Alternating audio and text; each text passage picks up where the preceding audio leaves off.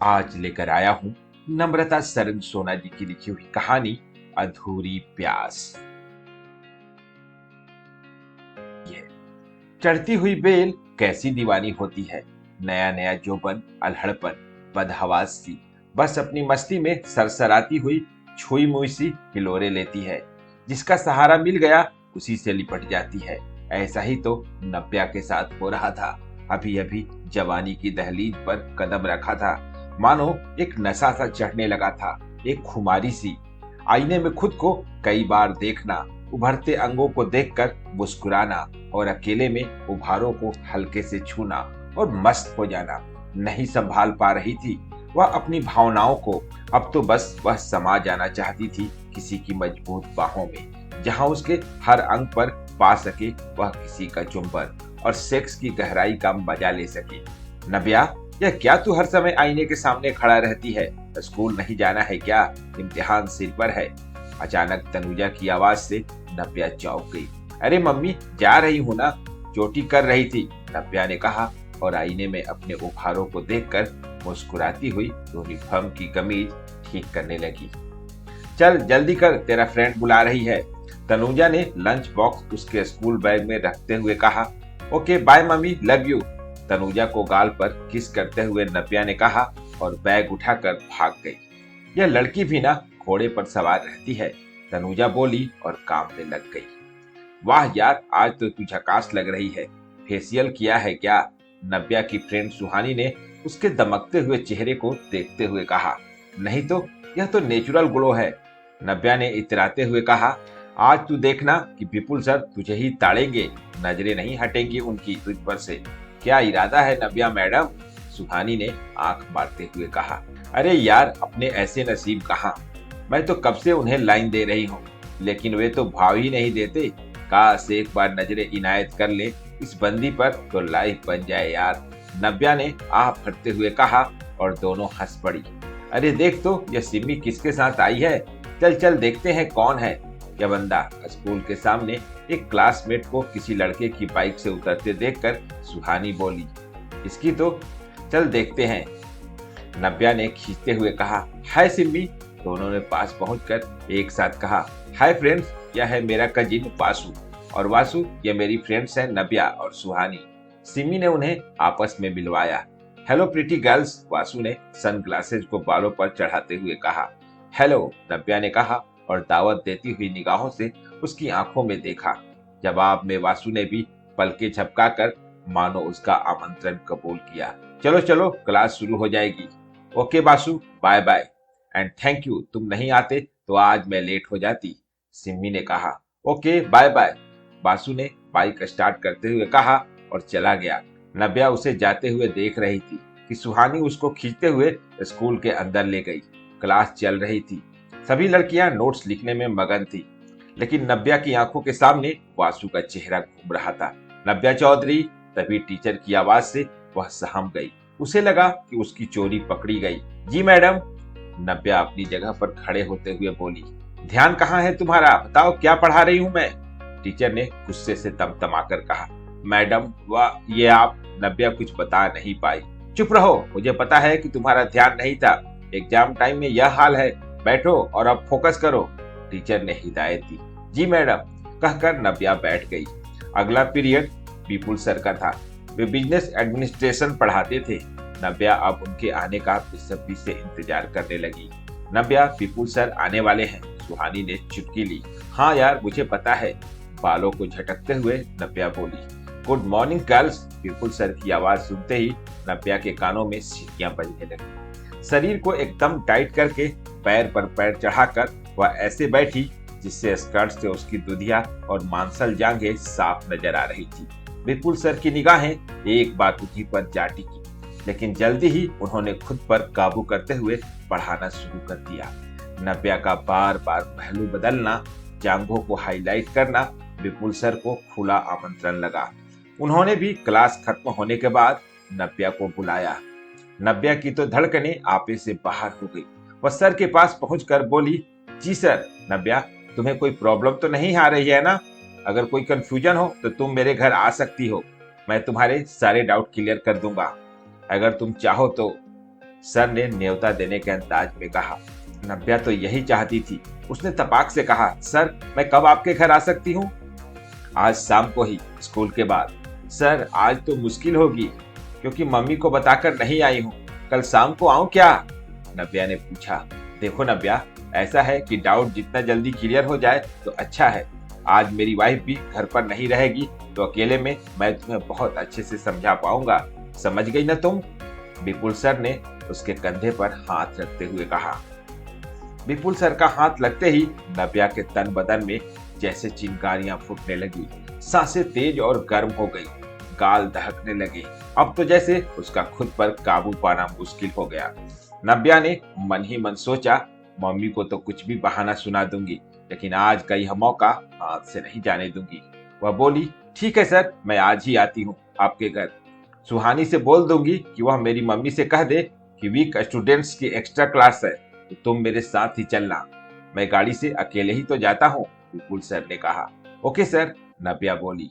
तो शाम को स्कूल के गेट से निकलकर जो पीसीओ है वहां से मैं तुम्हें पिक करूंगा, ठीक है? विपुल सर ने फिर नव्या का कंधा दबाया और हाथ को पीठ पर फेरते हुए कहा। नव्या का शरीर कड़क हो गया। मुंह से बस इतना ही निकला, ओके सर। नव्या जल्दी से सुहानी के पास पहुंची और बोली, सुन, विपुल सर ने आज मुझे डाउट क्लियर करने के लिए घर बुलाया है। तू मेरी मम्मी को बता देना कि वीक स्टूडेंट्स की एक्स्ट्रा क्लास है, तो मैं 2 घंटे लेट हो जाऊंगी। वाह रे नव्या, तेरी तो लॉटरी लग गई। विपुल सर के घर डाउट क्लियर, मौजा ही मौजा। सुहानी ने नव्या को छेड़ा। नव्या ने भी उसे आंखें मार दी। स्कूल के बाद नव्या धड़कते दिल से गेट के बाहर निकली। कुछ दूर चलने पर ही विपुल सर की कार दिखाई दी। नव्या कार के नजदीक पहुंची तो सर ने आगे का गेट खोल दिया। नव्या तुरंत गाड़ी में बैठ गई। तुम रिलैक्स हो ना नव्या? विपुल सर ने पूछा। जी सर, नव्या ने बैग पीछे रखते हुए कहा। सो स्वीट, विपुल सर ने कहा और उसकी जांघों को सहला दिया। नव्या का शरीर कपकपा गया। मैं तुम्हें बहुत दिनों से नोटिस कर रहा था, विपुल सर ने कहा। क्या सर? नव्या ने डर के लहजे में पूछा। क्या तुम नहीं जानती? विपुल सर ने सवाल किया।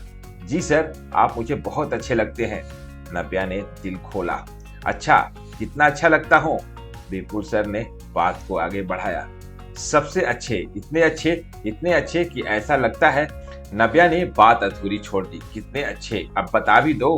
यहाँ तो कोई नहीं हम दोनों के अलावा। विपुल सर ने सुलगती आग को हवा देना शुरू किया। सर, कहकर नव्या ने उनकी जांघों पर हाथ फेरना शुरू कर दिया। विपुल सर ने नव्या का हाथ कसकर पकड़ लिया और कहा, तुम्हारी बेचैनी मैं समझ रहा हूँ। सब्र करो, बस घर पहुंचने ही वाले हैं। फिर तुम्हारे इस प्यारे से शरीर को बहुत प्यार करूंगा। Oh sir, I love you sir, कहते हुए नव्या ने उनके गालों को चूम लिया। गाड़ी पार्क करके विपुल सर नव्या को घर के भीतर ले आए। दरवाजा बंद कर दिया और पलटते ही नव्या को बाहों में भरकर उसके होठों को अपने होठों में भर लिया। नव्या तो पहले ही बेकाबू हो चुकी थी। उसे तो बस आज अपने शरीर की भूख मिटानी थी, जो उसे भीतर ही भीतर खा रही थी। विपुल सर ने नव्या को गोद में उठा लिया और बेडरूम में ले जाकर बिस्तर पर लिटा दिया। नव्या बदहवास हो रही थी। उसने विपुल सर को पकड़कर अपने शरीर पर गिरा लिया और बेतहासा चूमने लगी। विपुल सर के हाथ उसके उभारों पर थे, जिन्हें वह कसकर खींच रहे थे। नव्या को एक मीठा मीठा दर्द हो रहा था। उसकी सिसकारियां निकलने लगी। विपुल सर को तो कोरा बदन मिला था, सो वे भी उसका पूरा मजा लेना चाहते थे। उन्होंने नव्या की कमीज उतार दी। उसके बेदाग गदराए उभार देखते ही वे पूरी तरह बहक गए। नव्या के अंगों से खेलते हुए उन्होंने कुछ ही देर में उसके सारे कपड़े उतार दिए। नव्या ने उन्हें कसकर पकड़ रखा था, मानो वह तो यही चाहती थी। कुछ ही देर में नव्या की सिसकारियों से कमरा गूंज उठा। नव्या का कुंवारापन भंग हो चुका था, लेकिन नव्या इससे बेफिक्री सेक्स के सागर में गोते लगा रही थी। थोड़ी देर में सब कुछ शांत हो गया। नव्या कपड़े पहनने लगी, हालांकि उसे बड़ा दर्द हो रहा था। विपुल सर ने जल्दी से दूसरी चादर बिछा दी और बोले, नव्या तुम ठीक हो ना? जी सर। तो फिर अब क्या इरादा है? क्या मतलब सर, अब दोबारा कब? जब आप कहें। कल? आपकी वाइफ? वह हफ्ते भर के लिए गई है। फिर तो ठीक है, चलो तुम्हें बस स्टॉप तक छोड़ दूं। विपुल सर ने नव्या को सीने से कसकर लगाते हुए कहा। Love you sir, love you too my sweetie कहते हुए विपुल सर ने उसके होठों को चूम लिया। फिर उसे बस स्टॉप तक छोड़ आए। नव्या घर पहुंची, पर सेक्स से अभी उसका मन नहीं भरा था। उसका बस चलता, वह घर आती ही नहीं। विपुल सर की वाइफ के न होने का वह भरपूर फायदा उठाना चाहती थी। बहुत थकी हुई लग रही है तू। एक्स्ट्रा क्लास के बारे में तूने सुबह तो कुछ नहीं बताया था, मम्मी ने कहा। मम्मी, एक्स्ट्रा क्लास अचानक ही अनाउंस हो गई, अब रोज रहेगी। मैं रोज ही देर से आऊंगी। नव्या ने लगे हाथ आगे का रास्ता साफ कर लिया। अगला पूरा हफ्ता नव्या और विपुल सर ने सेक्स का भरपूर मजा लिया। नव्या, कल मेरी वाइफ वापस आ रही है। ओह सर, फिर अब क्या करेंगे? यही मैं भी सोच रहा हूँ। सर, कोई रास्ता तो निकालना होगा। अब तो मैं जानता हूँ मेरी भी वही हालत है, तो फिर कुछ करिए ना। एक रास्ता है, अगर तुम तैयार हो जाओ तो। कौन सा रास्ता? मेरा एक दोस्त है, उसकी वाइफ डिलीवरी के लिए मायके गई हुई है और 1 महीने के लिए उसके घर इंतजाम हो सकता है। लेकिन क्या सर? अब देखो नव्या, हम किसी से मदद लेना चाहते हैं तो उसे कुछ देना भी होगा। क्या देना होगा? नव्या ने बात समझते हुए कहा। कभी कभी वह भी तुम्हारे साथ। हाँ तो नो प्रॉब्लम सर, आपके साथ के लिए इतना सेक्रीफाइस तो कर ही सकती हूँ। तो फिर कल से गिरीश के घर। Okay sir. दरअसल नव्या को अब सेक्स का चस्का लग चुका था। उसे 1 से ज्यादा मर्दों से संबंध बनाने से कोई परहेज नहीं था और इन शादीशुदा मर्दों को मुंह का जायका बदलने के लिए गर्म और कम उम्र की चिड़िया मिल गई थी। अब तो नव्या का हर रोज सेक्स करने का सिलसिला चल निकला। स्कूल से अब कॉलेज आ गई थी वह। अपनी अदाओं से नित नए मुर्गे फंसाने का हुनर भी आ गया था। नव्या सुन, आज रोहित आ रहा है, उसकी मीटिंग है यहाँ, शायद 2-4 दिन रुके। रमा बोल रही थी कि वह होटल में रुक जाएगा, लेकिन मैंने कहा कि मौसी का घर होते हुए होटल में क्यों रुके, इसीलिए मैंने उसे यहीं बुला लिया है। तू अपना कमरा उसे सोने के लिए दे देना। तू मेरे साथ सो जाना, पापा बैठक में सोफे पर सो जाएंगे, ठीक है ना? तनुजा ने नव्या से कहा। अरे यार मम्मी, आप भी ना। क्या आप भी? मौसेरा भाई है वह तेरा, 1-2 दिन एडजस्ट नहीं कर सकती क्या? ठीक है बाबा, कर लूंगी एडजस्ट। अगले दिन सुबह ही रोहित आ गया। काफी समय के बाद नव्या और रोहित मिले थे। और कैसी है रे तू छुटकी? रोहित ने हंसते हुए कहा। अब मैं छुटकी कहाँ हूँ, देख कितनी बड़ी हो गई, नव्या ने तनते हुए कहा। हाँ वह तो है, रोहित ने उसके शरीर पर निगाह डालते हुए कहा। उसकी नजरें नव्या के अंगों के उतार चढ़ाव से हटने को राजी नहीं थी। बड़ी मुश्किल से खुद पर काबू करते हुए बोला, और बताओ आजकल क्या चल रहा है? सब एकदम बढ़िया चल रहा है, तुम सुनाओ, कैसी मीटिंग है तुम्हारी? नव्या ने हिलते हुए कहा। ऑफिशियल है, खाली समय में तुम जबलपुर घुमा देना, घुमाओगी या नहीं? रोहित ने नव्या की आंखों में गहरी झांकते हुए कहा। बिल्कुल घुमाएंगे जबलपुर, बदले में क्या दोगे? नव्या ने पूछा। क्या चाहिए बोलो तो, जो बोलोगी मिल जाएगा, रोहित ने आंख मारते हुए कहा। अरे क्या लेने देने की बातें हो रही हैं? चल बेटा रोहित, फ्रेश हो ले, मैं नाश्ता लगाती हूँ। नव्या, जरा रोहित को अपना रूम तो दिखा दो, तनुजा ने आकर कहा। ओके मम्मी, चलो रोहित, आज से मेरा रूम तुम्हारा है, ऐश करो, नव्या ने हंसते हुए कहा और रोहित को अपने कमरे तक ले आई। Welcome in my room, thanks dear कहकर रोहित ने सेकंड की मुद्रा में हाथ बढ़ाया। मोस्ट वेलकम कहकर नव्या ने अपना हाथ उसके हाथ में दे दिया, जिसे रोहित ने चूम लिया। नव्या ने मुस्कुराते हुए उसकी इस हरकत का स्वागत किया। नव्या रोहित के इरादे समझ चुकी थी। उसके लिए तो यह एक बेहतरीन मौका था घर में ही रात को रंगीन बनाने का। रोहित नाश्ता करके मीटिंग अटेंड करने चला गया। नव्या भी कॉलेज चली गई। यह उसकी बीए का दूसरा साल था, जहां उसकी खुली जिंदगी जीने की चाहत के पंख मिल चुके थे।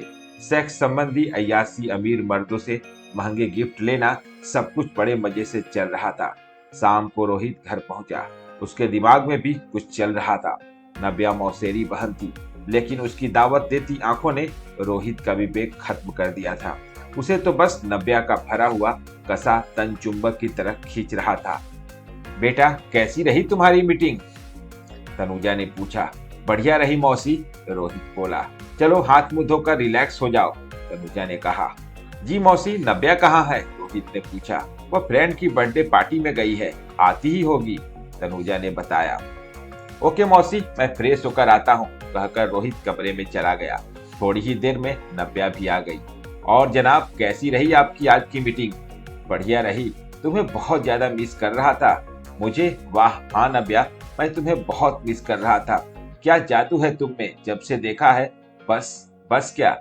नव्या इतराते हुए बोली। तुम रात में कहाँ सोओगी? मम्मी के पास। यहीं आ जाना, कुछ देर बातें करेंगे। बातें? और भी बहुत कुछ। आओगी ना? आऊंगी, चलो अब डिनर कर लो, मम्मी बुला रही है। खाने की टेबल पर रोहित और नव्या की आंखों आंखों में बातें हो रही थी। तनुजा और नव्या के पापा सुकेश इन सब बातों से अनजान खाना खा रहे थे। रात को नव्या मम्मी पापा के सो जाने का इंतजार करने लगी। जब उसे पूरी तरह यकीन हो गया कि वे दोनों सो चुके हैं, तो आहिस्ता से रोहित के कमरे में जा पहुंची। उसने नाइट गाउन पहन रखा था। हेलो स्वीटहार्ट, नव्या फुसफुसाते हुए बोली। वेलकम डियर, मैं कब से तुम्हारा इंतजार कर रहा था। बहुत देर लगा दी तुमने, रोहित ने बेसब्री से कहा। तुम्हारे मौसा जी और मौसी के सोने का इंतजार कर रही थी। और कहो क्या इरादा है? नव्या ने होठ चबाते हुए कहा। तुम बोलो। अच्छा जी, अब वो सब भी मैं ही बोलूं? तो फिर चलो अब ये नाटक छोड़ो। सच में छोड़ दूं नाटक? तो लो, छोड़ दिया, कहकर रोहित ने झटके से नव्या को अपनी बाहों में भर लिया। बहन हो तुम्हारी। हाँ यार, लेकिन क्या करूं, यह दिल है कि मानता नहीं। इतनी हॉट जो हो। रोहित ने उसे गोद में उठा लिया। फिर शुरू हो गया हवस का गंदा खेल। रोहित और नव्या दोनों ने ही रिश्ते को दरकिनार कर जिस्मानी रिश्ते बना लिए। बिस्तर पर नव्या के रंग ढंग देखकर रोहित ने नव्या को लिव इन में रहने का प्रपोजल दे डाला। नव्या ने सोचा कि यह एक्सपीरियंस लेने में क्या जाता है। रोहित अच्छा कमाता है, कोई बुराई भी नहीं है। अगर उसके साथ लिव इन में रहूं तो मम्मी पापा के बंधन से भी छुटकारा पा जाऊंगी और सेक्स भी एंजॉय कर सकूंगी।